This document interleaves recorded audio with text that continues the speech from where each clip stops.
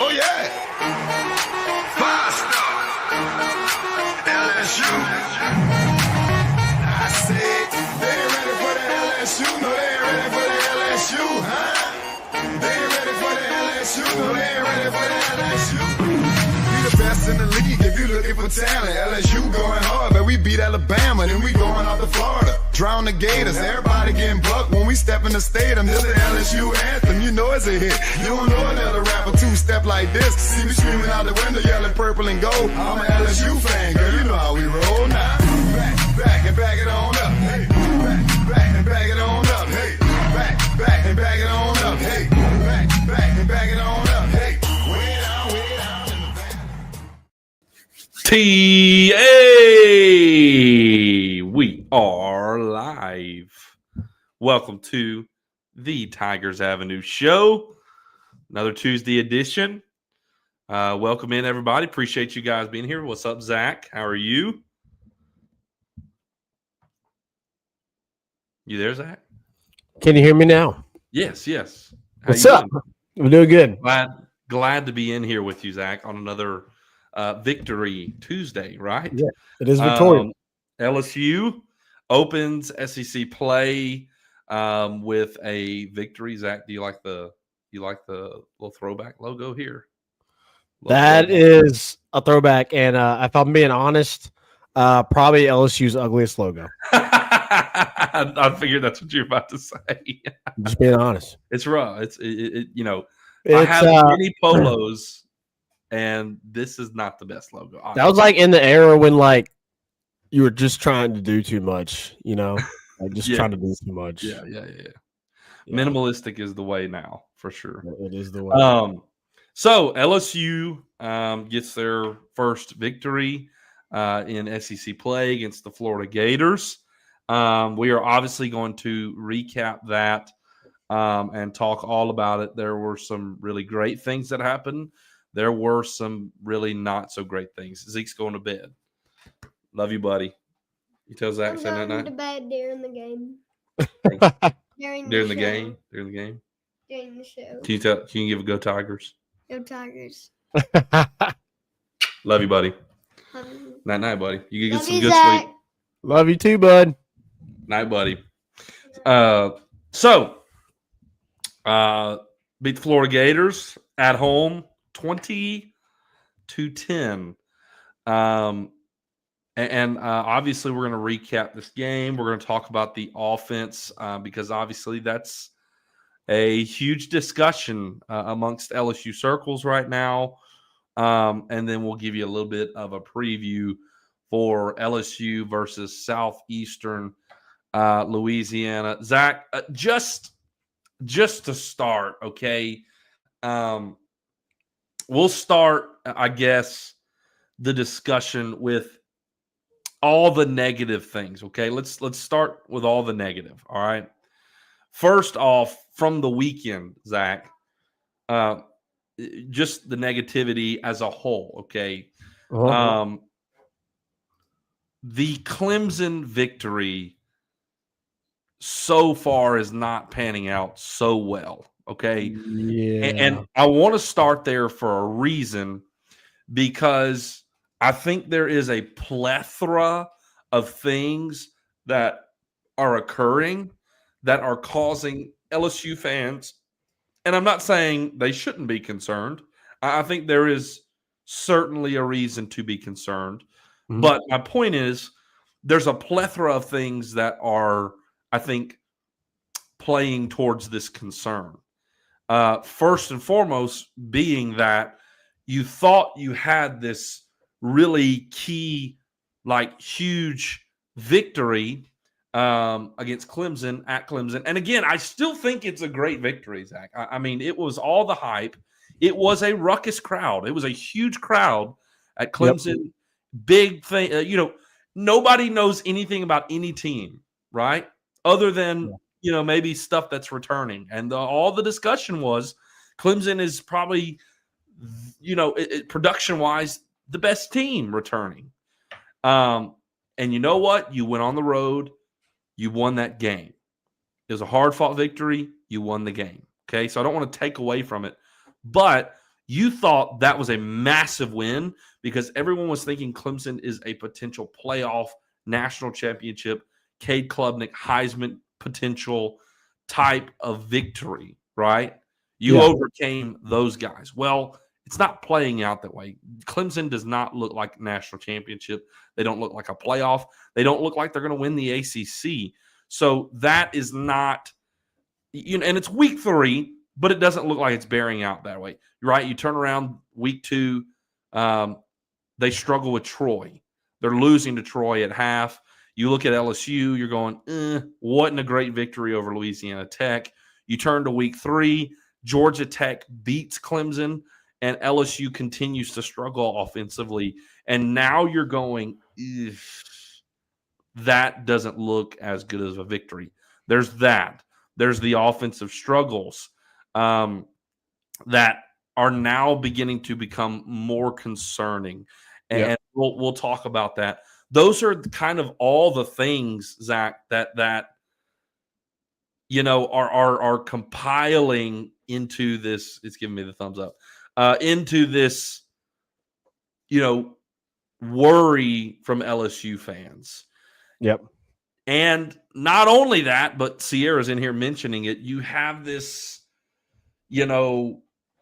scuffle, this heated moment, maybe not a scuffle, heated moment between Brian Kelly in the post-game press conference. And I definitely have comments on this.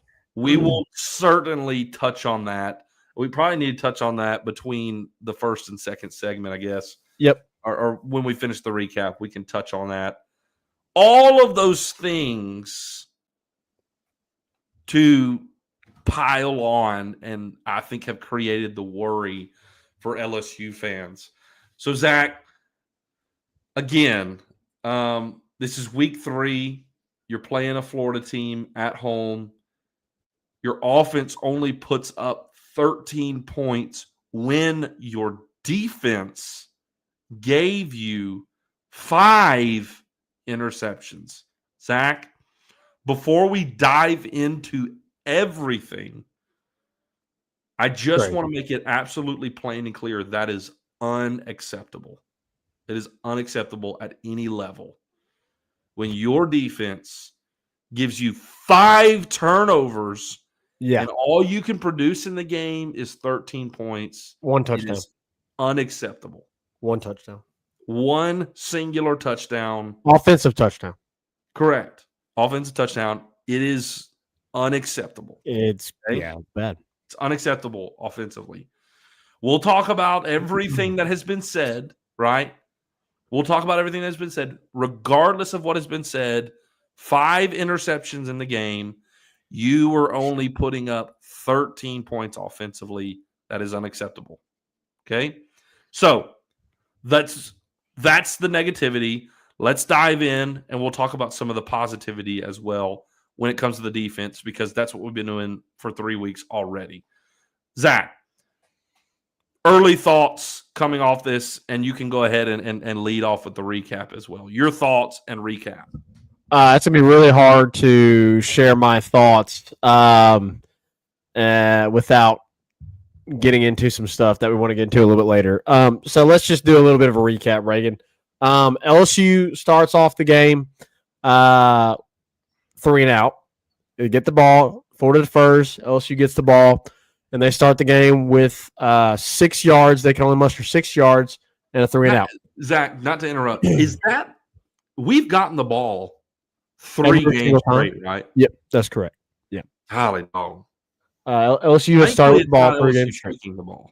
Yeah, it's not LSU taking the ball. And it started really good. You on the very first play, you busted a 6-yard run. Good, right? Florida's defensive front, really good. You've been struggling to run the ball. Very first play, Karen Durham, 6 yards. That's positive. But then you go pass.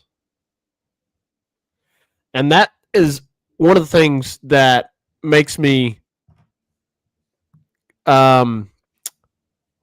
contradict or go against what has been said. At the very beginning of the game, you go 6-yard run, and then you go pass. Yeah. Anyways, Florida gets the ball. They put a little bit of a drive together, and it's aided by a targeting on Went Weeks, and this is when LSU fans went ballistic. And I'm with them. Agreed. I understand by the letter of the law, the letter of the rule, it is the right call, right? He ducked his head. He led with the crown of his helmet, but he was not trying to go helmet to helmet. Because before he got to the ball carrier had his head up. Yep. And so he's trying to go to the side of the ball carrier. And unfortunately, the ball carrier goes and tucks. And when he naturally.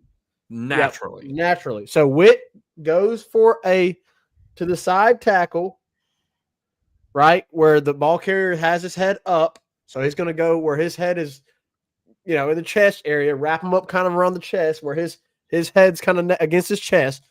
Ball carrier decides to tuck, ducks his head, boom, helmets collide, he's gone. Which was very clear from the video evidence. Yeah.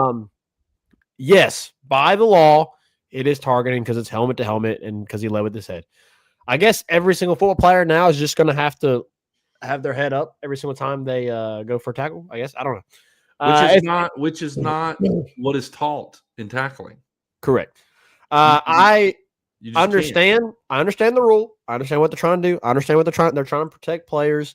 And yes, if you want to flag them, if you want to flag players, sure, flag them. Because helmet to helmet contact is dangerous. I'm understanding of that point of what the sport is. They're trying to do with the sport. They're trying to protect these players. So if you want to flag them, sure, flag them 5-10 yards. 15 is egregious, honestly, unless it's intentful, right? If it's intent, and you can tell from video footage, video evidence that it's intent, spearing with the head, with intent, sure, flag them 15 yards. 5-10, accidental contact, helmet-to-helmet contact should be maybe 5-10 yards. And they're 1,001,000,000% should not be an ejection at all. The ejection for targeting is ridiculous, absolutely ridiculous. So immediately, you lose arguably your best player on defense, right? Arguably. Yep. There's a lot of really good players on this defense, right? Isn't that crazy to say? This rule, Zach, is similar. It's similar to the situation with Barry and Brown. You look at it and you go, you guess what? Letter of the law, sure. But the law needs to be changed. There needs to be a change to the rule. By the letter of the law, yeah, we'll take it. But the rule needs to be changed. Just like with the catch, the Clemson, you look at it, letter of the law, yes. Needs to be changed. It's got to be changed. Next, so LSU gets the ball. After that, well, I mean, the targeting leads to a field goal. LSU gets on the, Florida gets on the board first. LSU gets the ball back. First play, 7-yard pass, to Aaron Anderson. Good, very good first. So you have two drives in a row to start the game. We have on first down very positive yardage. Yep. Very positive. Yep. Right? More than 5 yards. Correct. Very positive. Then Cam Durham runs for 2 yards. You're at 31, and you can't pick it up. Can't run the ball. You get stuffed. Felt like last year. That was a theme. Yeah. So already you could hear the moans and groans throughout Tiger Stadium and on the couches of every LSU fan's home. So they punt. Then Florida gets the ball. They put together a little bit of a drive, but it is stopped with an interception. With an interception by Deshaun Spears, what would be his first of the night. Yes. Huge play. Shout out to Deshaun Spears, right? We've heard a lot about Tamarcus Cooley. We've heard a lot about A.J. Halsey. We've heard a lot about Jordan Gilbert. Haven't heard a lot about Deshaun Spears, and he went crazy this game and intercepted it. So then you're like, okay, all right, we got some mojo going now, right? You're in good territory, right? You've got good field position. You're close to the 50. You got the ball, and LSU goes 3 plays, 1 yard, and punts it. Incompletion, 1 yard run to Cam Durham, incompletion. Yeah. Oh, gracious. Good thing is your defense is really good. So they force a Three and out. Florida, no yards there, and that wraps up the first quarter. You're losing 3-0. Oh, jeez. Then LSU, because of the field position that you already had good field position, right? From that back and forth there at the end of the first quarter. LSU is able to get a little bit of something going. They get a big pass to Barron Brown, which seemed like it finally sparked. You thought it would finally spark this offense. Big pass to Barron Brown. You're automatically in Florida territory. You had a penalty also that kind of hurt that drive. But you're able to get in field goal range and tie it 3-3. Great. All right. Then 47-yarder, by the way. Shout out. Yeah, 47-yarder, big time. Which you also had a penalty that had to back you up further, and you had to kick it again. If I'm correct on that, I think that. Let's see. No, that was the second. That was the other field. Yeah. Anyway, this game though. LSU's defense comes back out. When you score points, you want your defense to come back out and be locked down, and that's what they did. 6 plays, 19 yards. They forced Florida to punt. Yep. Then what would be LSU's best drive of the entire night? They go 10 plays, 76 yards, 4:03 off the clock. Had an 8-yard pass to Barron Brown. Xavier Thomas had a 15-yard reception.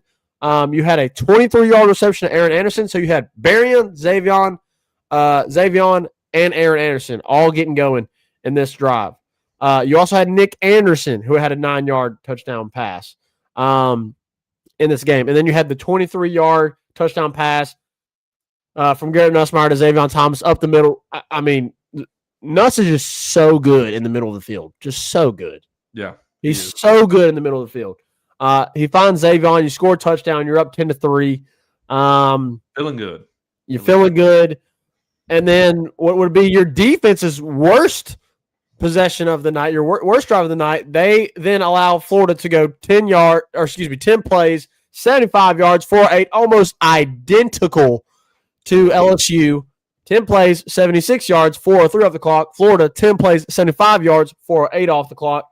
And they tie it up there as time's winding down. LSU punts the next drive. Florida has a chance to go back-to-back because LSU's offense was inept. They did get a little bit going there, on that last drive, but unfortunately still had to punt just because of the inability to run the football.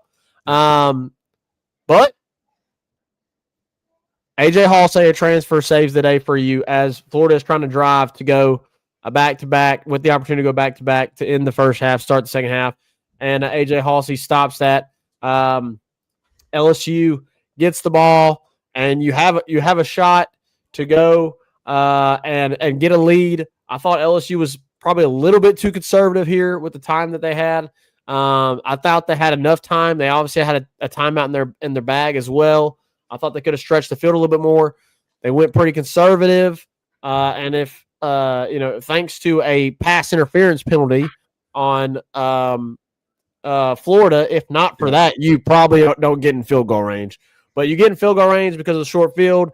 5-yard penalty backs you up, makes it a 48-yard field goal, and Damian Ramos nails it to make it 13-10. Both Florida and LSU traded punts in the third quarter. You had another interception, now the third on the day for DJ Lagway, except this time it's Deshaun Spears again, and he houses it, which, by the way, as you said on the text thread, whenever it happened, DJ Lagway completely gave up. This was the moment, Zach. I mean, not only because of the touchdown, okay, obviously because of the touchdown, made it a 20-10 game.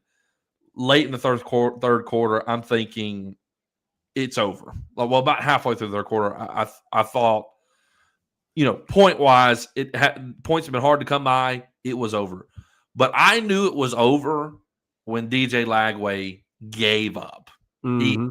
Go watch the effort that DJ Lagway gave on he should have, I'm saying this as an LSU fan, Deshaun Spears should have never been in the end zone. Never. No.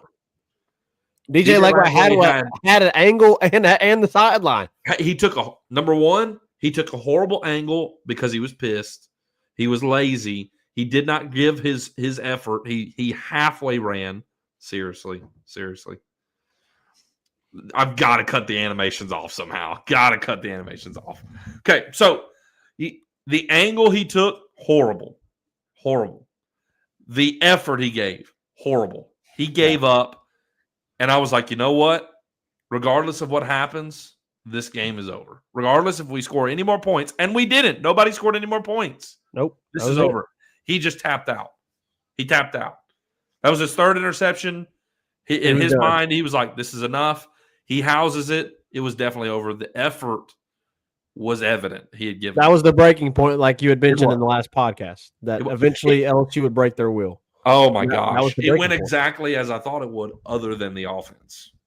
This game went exactly like I thought it would, other than the offense. By the way, I said, Zach, that LSU would cover. We would win this game and cover. We did win this game and cover. However, it was not what I expected. I was pretty close to the predictions we gave. I gave a 20-13 prediction. Game ended at 20-10. So if y'all do remember, I knew it'd be low scoring. I figured it might be a little bit closer. It really shouldn't have been close at all. Honestly. At all, considering how many times Florida gave you the football. Exactly. Anyways. Fourth quarter, not much to tell you about. Punt. LSU intercepted the ball again. Garrett threw a horrible, when you had a really good drive to start. Garrett Nussmeier on this drive, in the first drive of the fourth quarter, you start with a 65-yard pass from Garrett to Bauer Sharp. Beautiful. Looked phenomenal. And you're like, okay, maybe, finally, we can see a little bit. I mean, 65 yards. It was huge. But then you have a screen pass that goes nowhere. Then Juwan Johnson fumbles the ball and it bounces forever a million miles backwards. You're luckily able to recover it. And then on 3rd and 27, there's nothing there. And Nuss went back penalized. For holding. Yes. It was just really bad. That was this drive most epitome of the offense. Yes. This was all the way down there. 0-yard pass. Fumble. Goes all the way back. Next play. Blatant holding. 3rd and 27. Blatant holding. They call it. How in the world Garrett Nussmeier? Surely he saw the hold. Surely he saw the flag. And instead of throwing the ball away and giving Ramos a chance to get you 3 more points through these, I love Garrett Nussmeier. Please hear me. I love Garrett Nussmeier, but he threw the stupidest pass he has ever thrown at LSU. That was the dumbest pass he has ever thrown at LSU. Yeah, and he was paid for it. And I want to say this as well. He knows it. As soon as he threw it, he knew it. I mean, he knew it going to the sideline. Brian Kelly crawled him. He should have crawled him. That was inexcusable. Really, really ugly. Inexcusable. So what turned into a ended up being like a You felt like you were about to put the absolute nail in the coffin. And unfortunately, it didn't go. Absolutely choked that drive. The good news is that DJ Lagway sucks because the next drive he threw an interception. Another interception.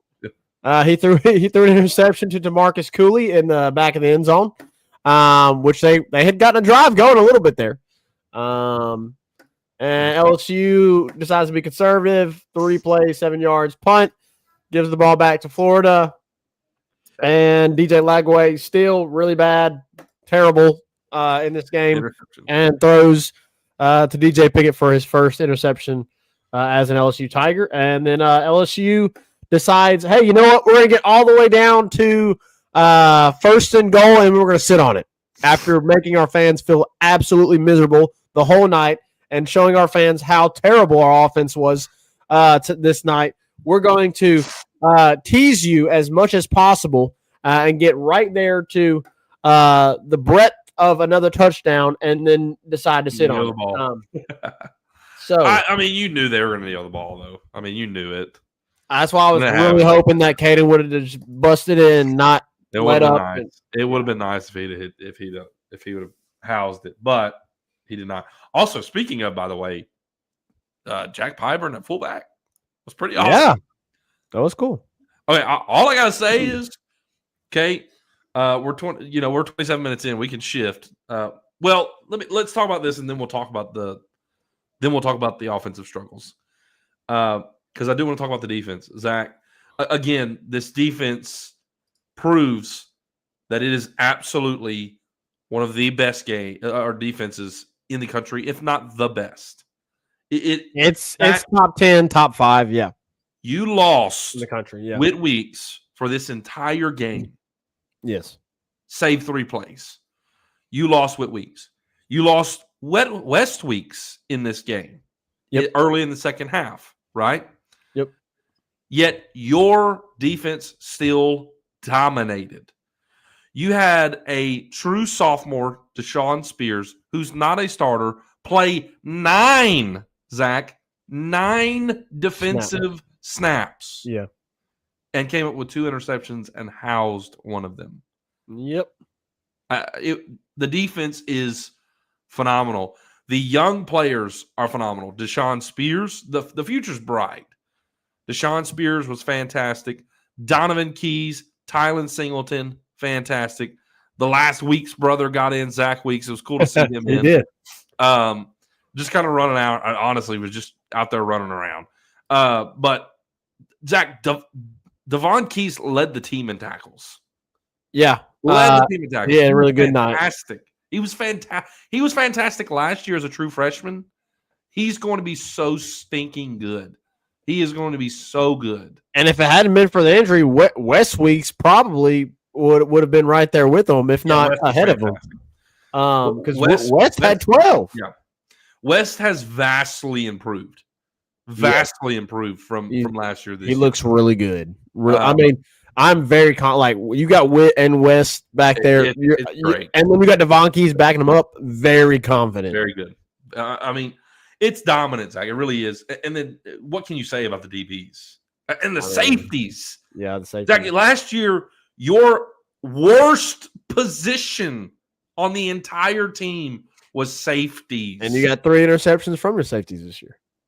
And your safeties have been absolutely balling. Yeah. Balling. I see Dawson Miller in the chat. You keep talking about the Rebels and stuff. Y'all's safety is Sage Ryan.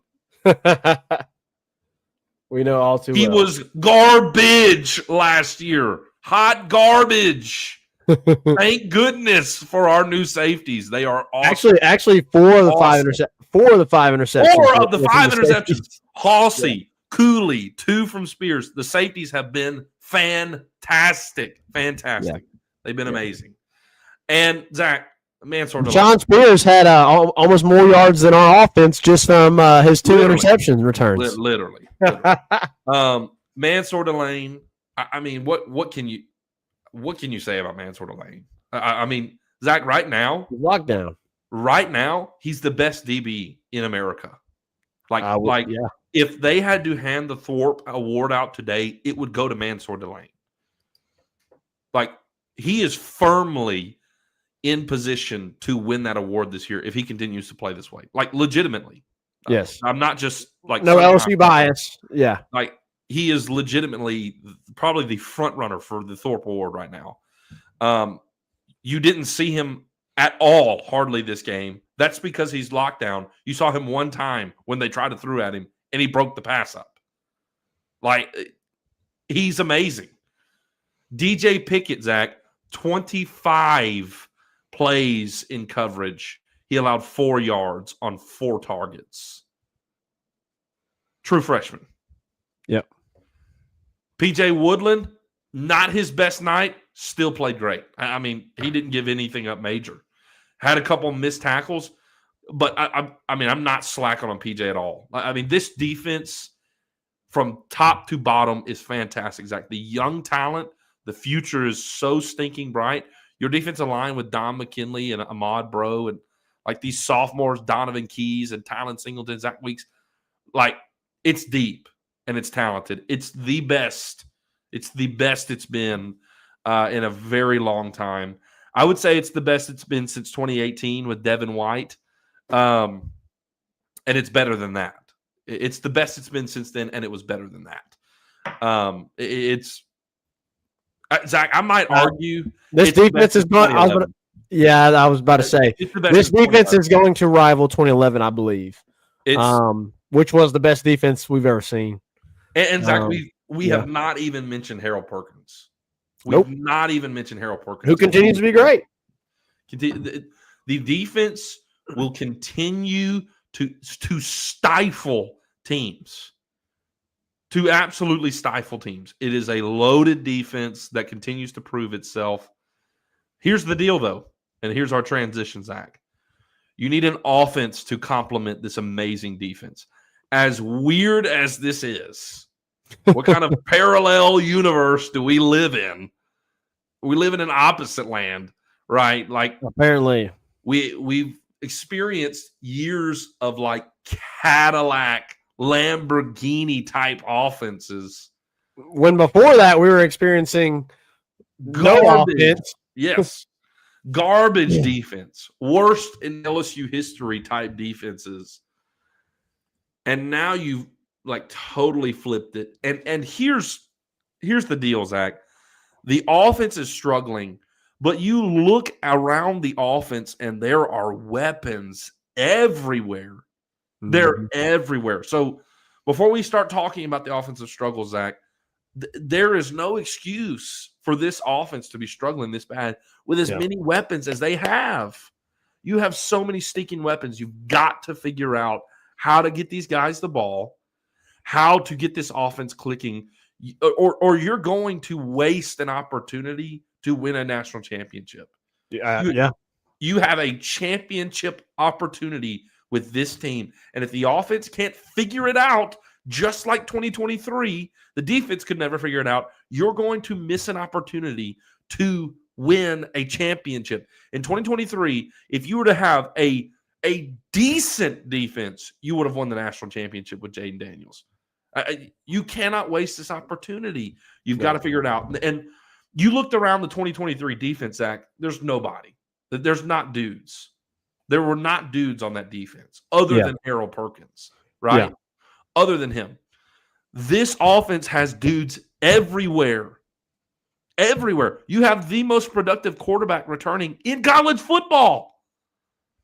You have countless receivers that are freakishly fast and tall. You've got Bauer Sharp. Trey Dez is getting healthy, but we know what Trey Dez can be. You've got Caden Durham. And now you've got this Harlem Berry 5-star running back who seems to be kind of coming along. You've got to stink and figure it out on offense. We've got to figure it out. Now, with that being said, Zach, there's been a couple of things said, and then we'll discuss the offensive struggles, Zach. Number one, here's a couple of things Brian Kelly has said. Brian Kelly has said that, number one, he kind of was tapping the brakes for Joe Sloan with this offense. He was saying that this game they were playing field position, so they played conservatively. He said the word, Zach, conservative, multiple times, okay? Mm-hmm. He said, we're playing conservative. We were playing field position. How about Grant Chadwick? Which, by the way, he deserves his flowers. Grant Chadwick was amazing. Averaged over 50 yards a punt. In a game where your offense could do nothing, you need your punter to be great. And he was. Your punter and your defense were fantastic. They won you the game. Yep. He was saying they're playing field position. They were playing conservative. They were playing to the strength of their defense.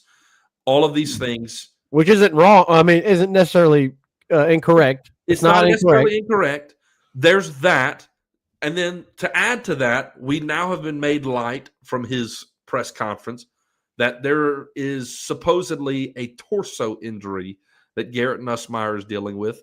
But at the same time, he was very adamant that this had no effect on the way that they've been play calling. If they wanted to open it up, he said they certainly could have opened it up. Okay. So interesting. So some people are saying here, these are the kind of storylines, Zach. Some people are kind of trying to put the pieces together and go, okay, well, It was the game plan. Brian Kelly's tapping the brakes. Oh, Garrett Nussmeier's torso's hurt, so they were really playing conservative, right? Like, and they're going, okay, we get it now. I don't think it's that simple, Zach. I don't think it's that simple. I think you have serious problems that you've got to resolve. And okay, Garrett Nussmeier's torso injury, he can say it's not affecting the play call whatsoever. I don't totally buy that. I don't totally either. buy that. You're protecting him for bigger games down the road. You are protecting him for bigger games. I don't buy that. However,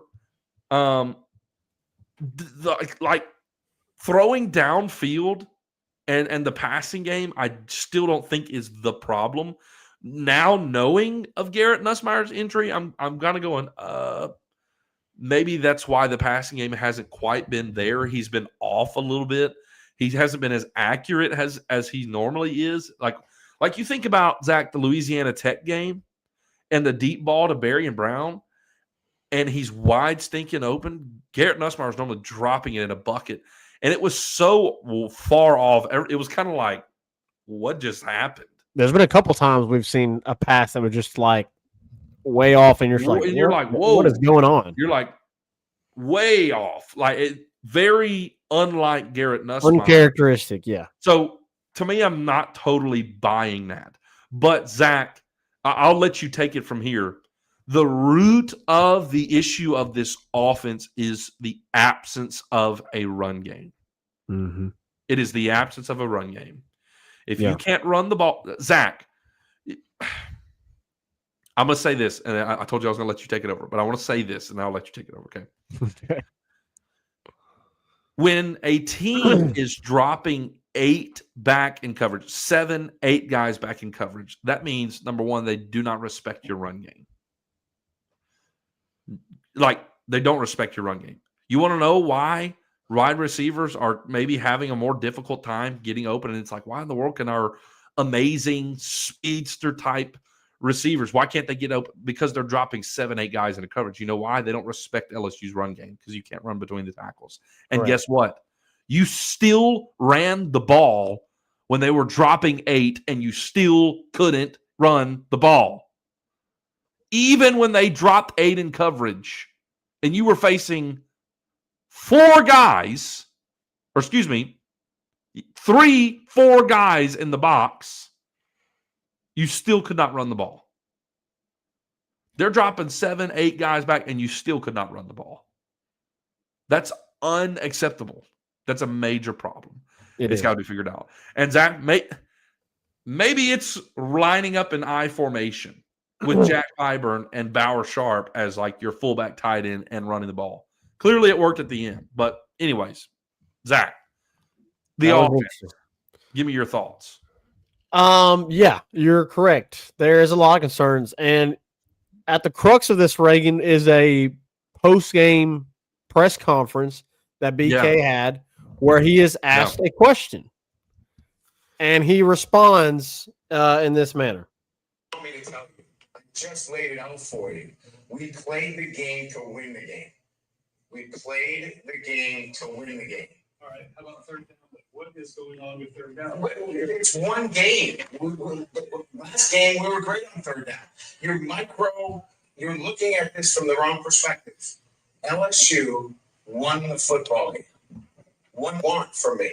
What do you want? You want us to win 70-0 against Florida to keep you happy? No, I think you want to know why you can't run the ball. We can run the ball. Did you see the last play of the game? That's all you need. You just need one. There's some ridiculous questions. And I'm getting tired of it. That football team just worked their tail off to get an SEC win, and you want to know what's wrong. You know what? You're spoiled. You're spoiled. This team is 17-1 at night. 17-1. Give them some respect. How about that? Give them some respect instead of micro-analyzing every little thing. This is ridiculous. So it got a little heated there at the end of the Just a little bit. Here's where some fans are going to agree with me and some fans are not going to agree with me. I don't want to say that his whole response is wrong because I do think there are parts of his response that are a correct response, right? Like respecting that this team has worked their tails off, respecting that they're 17-1 in night home games since he's taken over. Yeah. They won the game. Respecting that they won the game. Like all that I 100% agree with. Like, yes. Here's my problem. Coach, you are paid a lot of money to answer these questions. Yeah. A lot of money that none of us will ever sniff in our entire lifetime. Yeah. You are paid to be the LSU football head coach. Yes, you are paid to win games, and you did win this game, but you are also paid to get this football team to be the best that they can be with what you have. And as we have discussed, Reagan, we know what they have is championship caliber on defense and on offense. So when we see an issue, right? Because it is an issue, right? It is. And you, coach, are saying, oh, well, the torso injury is not an issue. It hasn't affected the way we've called it. It hasn't affected the way he's played. X, Y, Z. Right? Yeah. If you're going to say that, if it's not affecting the way that he's playing and the way that you're calling the game, then we should see the results of that. Yeah. But the problem is we're not. We're seeing a very lethargic, no rhythm, clunky offense. Just it's like the defense the last 2 years. Like you just don't want to watch it. It's like you don't want to watch it because you're like expecting it's almost like you're expecting it to go a certain way at this point. And I understand. Listen, I understand. It's week 3. I understand. This team can progress. When Garrett Nussmeier gets 100% healthy, how does that look? When this offensive line has more time to gel and play with each other, how does that look? I understand. But you got to fix it. Yeah. And you should feel obligated to answer that question because you are the head coach. You are paid to answer those questions. Answer the question. Yeah. And he also don't dodge it. Don't dodge it. Don't guilt trip the guy because he asked the question that every single LSU fan wants to know the answer to. You don't think Brian Kelly knows that? You think Brian Kelly's unaware that the offense has looked bad and everybody wants answers? Like, duh. Yeah. So credit the reporter for asking the question. That's what a good reporter does, is he asks the question. It reminds me, right, we've heard it before about the Clemson reporter. Yeah. Whenever Dabo was asking, whenever they asked Dabo about an injury to the offensive line, and he goes, he'll be all right. No follow-up question, nothing. Just, okay, sounds good. Sounds good, right? And the offensive we line. had Baton Rouge media that was hammering the Clemson reporter for not asking the follow-up questions. And I'll just be honest, Reagan, that same Baton Rouge media person said, yeah, that's okay. Whenever, like, with what Brian Kelly said, I understand. I get it. He should have said he responded and answered the way that he should have. No, he shouldn't have. He should have answered the question because that's what a good reporter does. A good reporter asks the hard questions to the people that are paid oodles and boodles of money to answer the question. Yeah. You're paid $10 million a year. Answer the question. And he kind of a couple things. Number one, he later on, I think, realized he exploded. Yes. And he began to answer those questions. Yes. He answered those questions. Like he mentioned the lack of third down efficiency. He mentioned the run game and saying, oh, yeah, we do need to run the ball better. And blah, blah. Like he answered. I think he realized what happened. And then again, and I'll give him credit for that. And then he came back on Monday's press conference and apologized. Right. But like in that moment, like I understand we're human, and like that's where I'm like, okay, I get it. I understand. I understand why he reacted that way. Right? He's probably dealing with the frustration himself, right? Because he knows what he has, and he's probably also frustrated that the offense is not going the way that it's going. Right? Dad mentioned in our group message the other day, he got knocked down apparently for another game. This is the 2 out of 3 games that he's gotten knocked out on the sideline. He didn't just fall down this game, though. Yeah, he got straight up KO'd. Rocked. Straight up. Weston Davis. Yes. Zach, a couple other things in his statement that I didn't like. He said that he was micro, looking at everything. And maybe he's slightly true on the third down efficiency. Brian Kelly was right. The game before, they were 9 for 16 on third downs. This game against Florida, they were 4 for 14. You look at the Clemson game, they were 3 for 13. So the two power conferences that Power 4 conferences. I mean, the good teams you played, you were bad. 3 for 13 against Clemson, 4 for 14 against Florida. You played La Tech. Sure, it's 9 for 16. Great. It's kind of like, okay, like we get it, coach, but like you played La Tech. Yeah. And then he did the whole, we can't run the ball. Did you not just see the play? But it's one play. It's one play. You have the overall entire scope. Yes. The overall effort of the run game was not good. Again, Caden Durham. You can't cherry pick, and that's what he was doing. He was cherry picking certain things to fit the narrative that he wanted to share in that interview. And listen, I'm not saying that Brian Kelly is a bad coach. I don't think Brian Kelly is a bad coach. I think Brian Kelly is a good coach. He is the coach that has assembled this team and this staff. Yeah. Yes, he's had some growing pains, right? But he is the coach that has assembled this team. He got you Jaden Daniels. Yeah. He is a coach that got you Harold Perkins, Whit Weeks, all these guys that are phenomenal on defense. The transfer portal, he has been able to adapt throughout his tenure at LSU, because we saw early on how some things did not work for him, and he was willing to adapt. And you've got a loaded gun right now. You have to give him credit for that. Yeah. But you're also paid $10 million a year, so you can take criticism. And I think in that moment, he just didn't really realize that his position and his responsibility to answer those questions. He just didn't.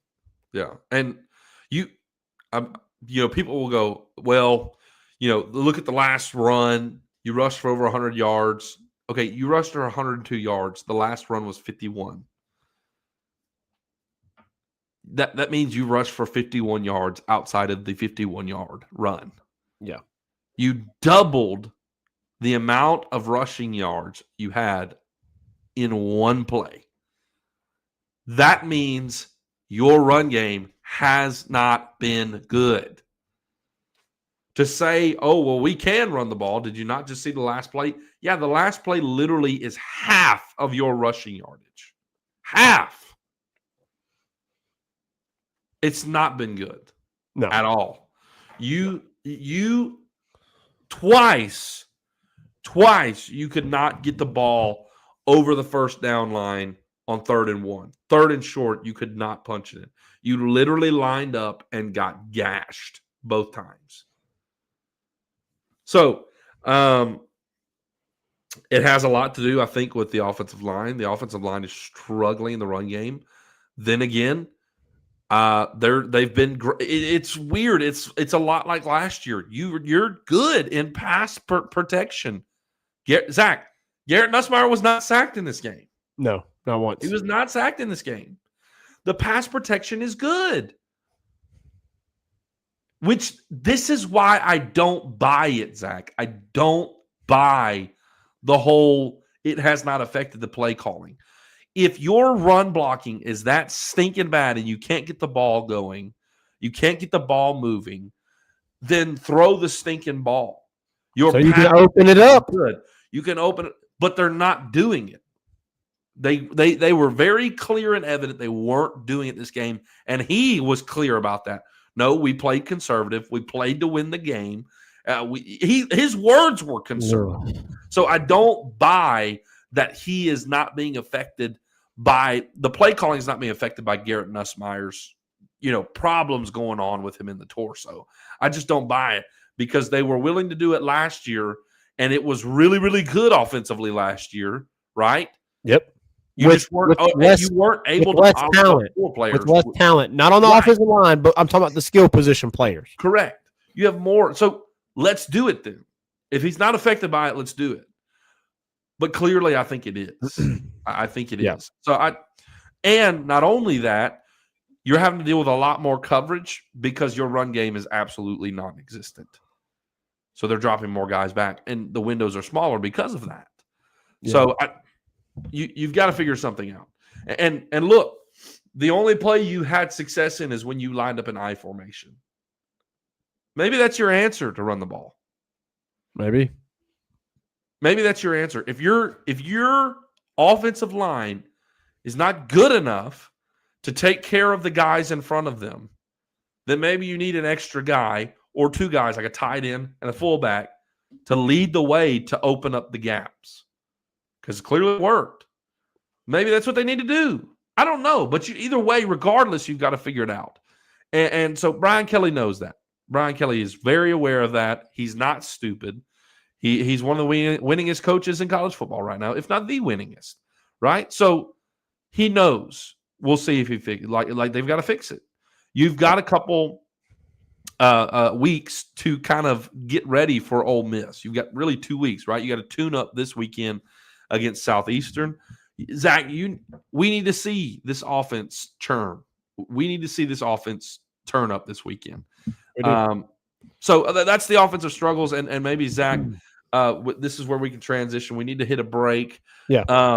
But we really do need to see the offense get going this week. And so with that, when we come back, we'll talk about Southeastern Louisiana, and we'll get to your comments as well right after this. 5-Star Hero, your intro and outro music for the Tigers Avenue show. They ain't ready for that LSU. Go check out all his other music on all the major platforms.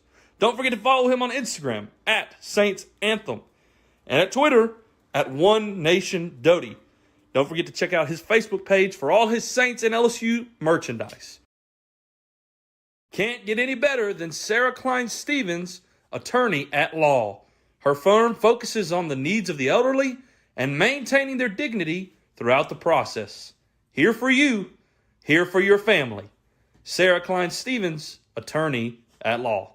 Stop by to try Fulton's newest drive-through coffee shop, The Well Coffee Co. for all of your coffee needs. Iced, hot, blended, however you like your coffee, we got it. You don't like coffee? Try one of our Red Bull infusions. Maybe you want something else? Try a smoothie of different flavors as well. We'd love to see you at The Well Coffee Co. Monday through Friday right now, 6 a.m. to 2 p.m. The Well Coffee Co., John 4:14. Right back at it here in the Tigers Avenue show. We'll hit a couple of your comments real quick, and then we'll talk a little bit about Southeastern Louisiana. Ryan said, I'm going to be listening, but not commenting as much as usual. Stuck in the hospital getting IV and antibiotics. Oh, wow. What is going on, Ryan? Hey, praying for you, Ryan. Yeah, I hope everything's good. Don't know what's going on, but we're praying for you, dude. Hope you get to feeling better. LSU, he says, don't forget that LSU has gone 17-41 on third downs this season. Yeah. It's not bad. I mean, it's not terrible. It's not 50%. It's not good either, though. 50%. It's not good. It's just it's subpar. It's not terrible, but it ain't good. Yeah. Anders Lee, DJ Lagway just threw another interception. That's a good comment. That's a good comment. That might be the comment of the night. Comment of the night. Lucian's back with us. He said, "What's up, guys? I think they should rest Nuss for this Southeastern game this weekend." There's discussion of that. People saying that. Anders also says, "I believe Nuss should not play this weekend." Ryan said, "I said first 1 to 20 wins." He did. Let's see. That. We got to 20 and we won. Sierra said, "Where should I throw it? Ask someone will catch it." DJ Lagway. LSU DB's down there somewhere. Y'all on one right now. That is funny. All right, Dawson said enjoy this weekend because the Rebs are lurking. We get to enjoy 2 weekends before the Rebs. So if it was not for a fumble, Arkansas wouldn't have won that game, by the way, Dawson. ooh, maybe so. The problem is you got to count it. They fumbled. It does. The Weeks brothers are trash, but you wish you had them. Dawson. He's trolling. He knows he's trolling on He's trolling. He said Sage Ryan's going to pick off Nuss twice. Psych. He ain't picked twice off in a whole season. I think Aaron Anderson is going to catch a little cross, and Sage Ryan's going to come up to make the tackle and completely whiff. And then he's gonna like house it. Garrett Nussmeier will house a 75-yard touchdown because Sage Ryan whiffed on the tackle. Garrett Nussmeier will house one. That's crazy. I think Garrett Nussmeier would house a 75-yard touchdown run before Sage picked off Nuss twice. Absolutely. Yeah. Absolutely. Hey, by the way, Dawson, Jesse has already conceded to me. He texted me on Saturday and said you can have Nuss. He said, He said you can have Sage back. Hot garbage, bro. We tried to tell y'all. We wasn't lying. Yeah. Dad said to me, talking about BK's press conference to me, he was being a drama queen. Yeah, I think he just caught, honestly, I think he just got caught in the moment and just flipped the lid a little bit. I've done it. Stressful moment. You walk into the media and the guy's like, hey, your offense is trash. Yeah. What are you going to do about it? Yeah. I get it. I mean, I get it, but it was. I get it. It was uncalled for. It was a human moment. It was. He's human. He is. Ryan said, "I refuse to be gaslit or fluffed up." Yeah, we're not either. We're there with you. There with you. To me, he just lost it. It was unprofessional. Yeah. Yep. Sierra said definitely should be more points on the board with the defense we have and the potential all caps offense we could have. Yep. Very true. Ryan said, "Why not put more emphasis on the run game if Nuss is hurt?" I think they can't. I just don't think they can. They're trying, but I think they haven't been able to. I don't think they've been able to. I'll say this: 9 blockers on that 51-yard run. If it works, it works. Shoot. Hey, yeah. I'll say this one more thing, Zach. One more thing, and we'll move on to South. I mean, there's not much to say about Southeastern, but we'll move on to it. A lot of people are questioning Joe Sloan, and I'll be honest, I did too. My initial response to the offense after this game, I was like, "What the heck was the play calling? It was abysmal. I thought the play calling was horrible." I thought the play calling at the end of Clemson's game was bad. Yeah. But of course, then Brian Kelly was clear that he kind of was pressing the brakes on Sloan. I'm not saying that's you're not pressing the brakes on Sloan in the first and second quarter. No. When it's right, like maybe in the third, fourth quarter he was doing that after the third, fourth interception. Maybe you're pressing the brakes a little bit and you're going, okay, let's let the defense do what they're doing. Let's ride this one out. But when the first 3 drives result in a punt, you're not pumping the brakes. That's exactly my point. You went 3 and out, not 3 and out, but you went 3 and out the first drive. You punted the ball 3 times. No, you went 3 and out. Oh, that's what I thought. 3 and out. You went 3 and out the first 3 times. You're not tapping the brakes there, so I'm not. Absolutely not. But my initial reaction was play calling was garbage. With Brian Kellen saying what he said, I'm going, okay, BK, I won't hang this on Sloan's head because of what BK said. Well, he's going to hang on yours. But the play calling against Clemson early in the game was very creative. Yeah. You saw the little orbit run game with Xavier Thomas, and they would run little screens and little dips and unders with that orbit. And it was working. It was working. It was creative. It was good. You saw none of that. You saw none of that. So that's why I was a little bit upset with the play calling, but we'll put it on. And here's my argument, Reagan, that I want to make before we move on to Southeastern. If you're doing it to play conservative, unless your defense win the game, I think that's a flawed mentality. And here's why: because mistakes can happen. Yeah. Mistakes can happen. We saw a drive where Florida went 10 plays, 75 yards in 4 minutes, and scored a touchdown on this defense. That's right? It's going to happen. So, and that tied the game up. So who's to say they couldn't do it again? Because they already did it on it.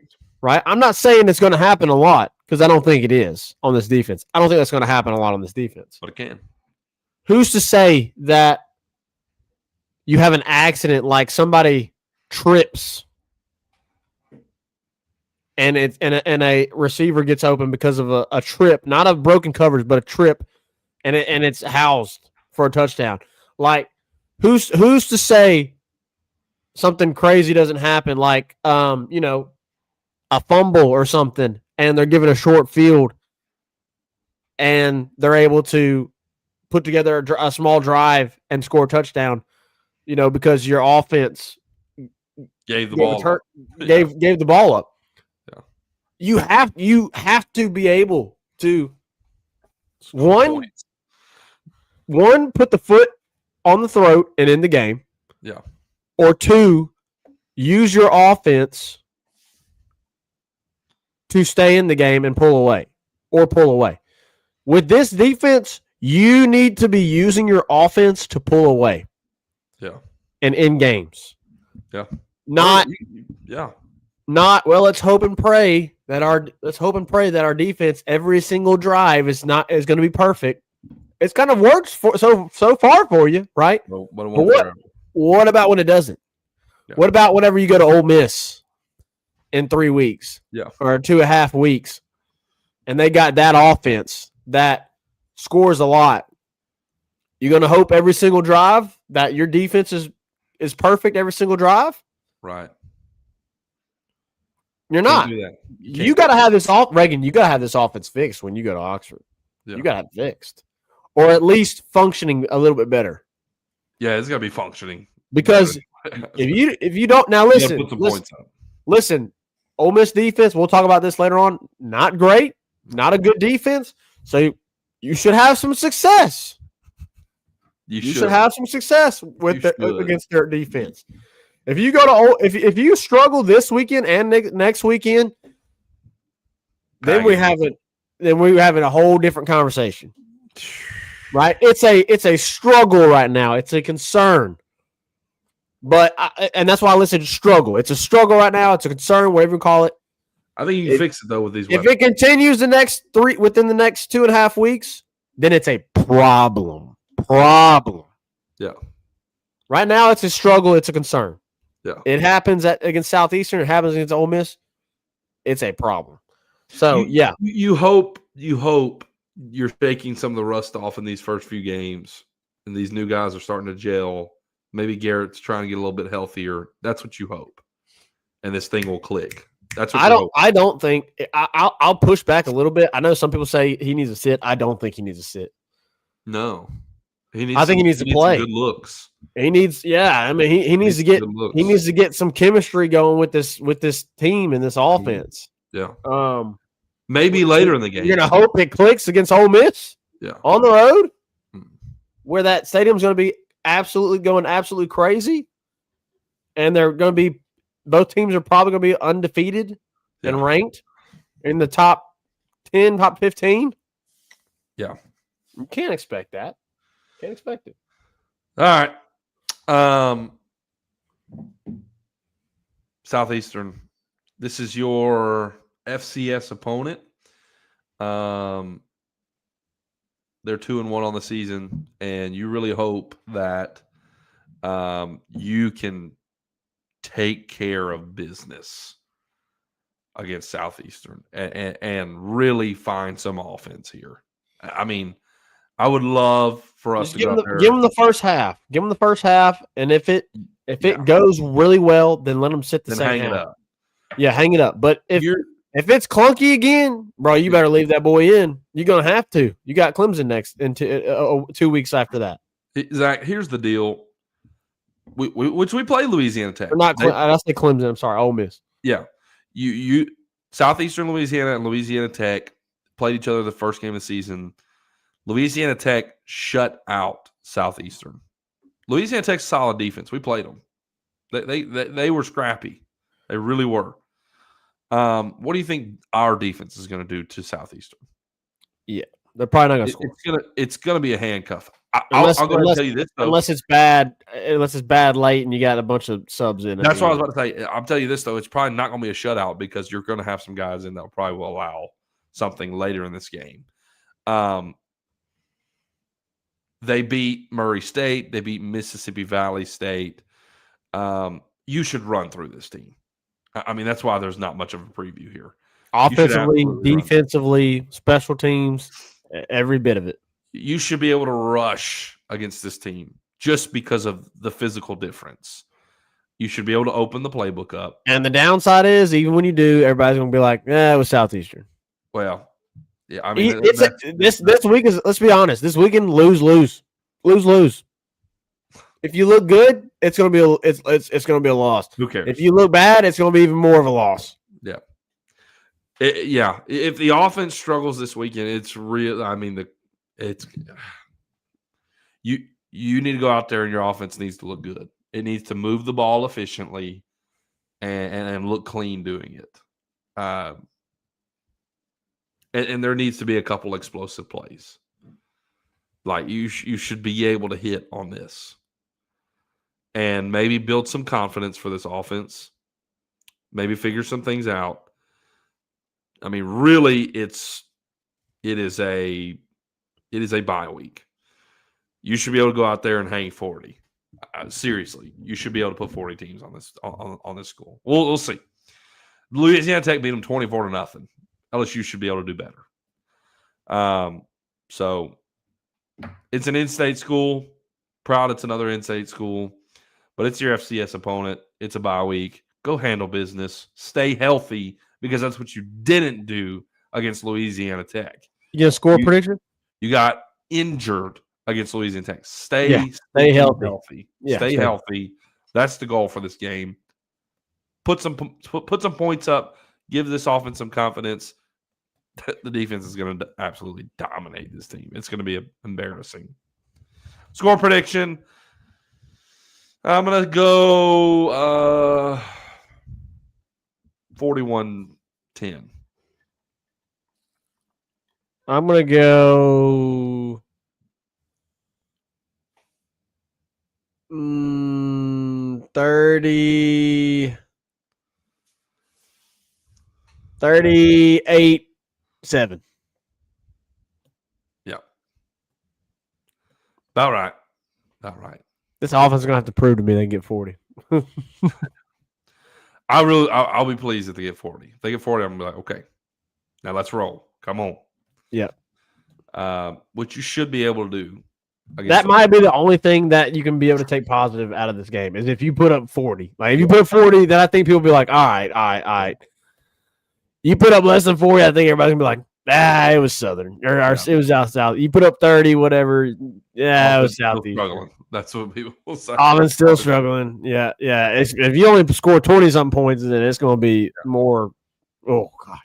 It's going to be bad. It's going to be a lot of talk. A lot of not good talk about this team. If they don't put up 40, I think, or more.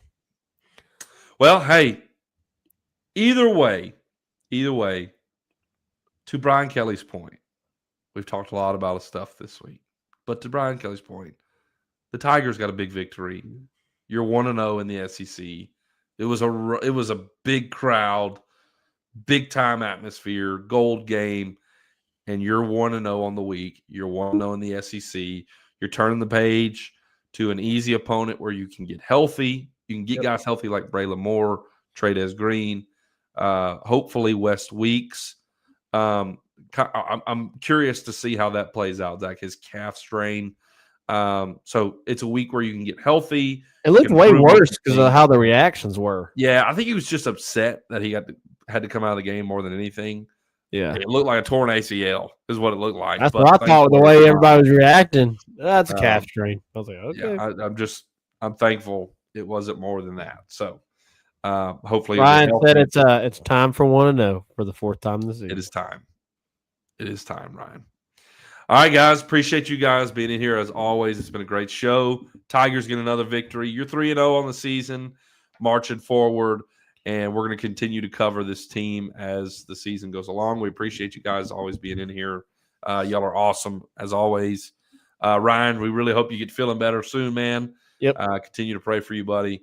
As always, we'll see you next time here in the Tigers Avenue Show. 5-Star Hero, take us out.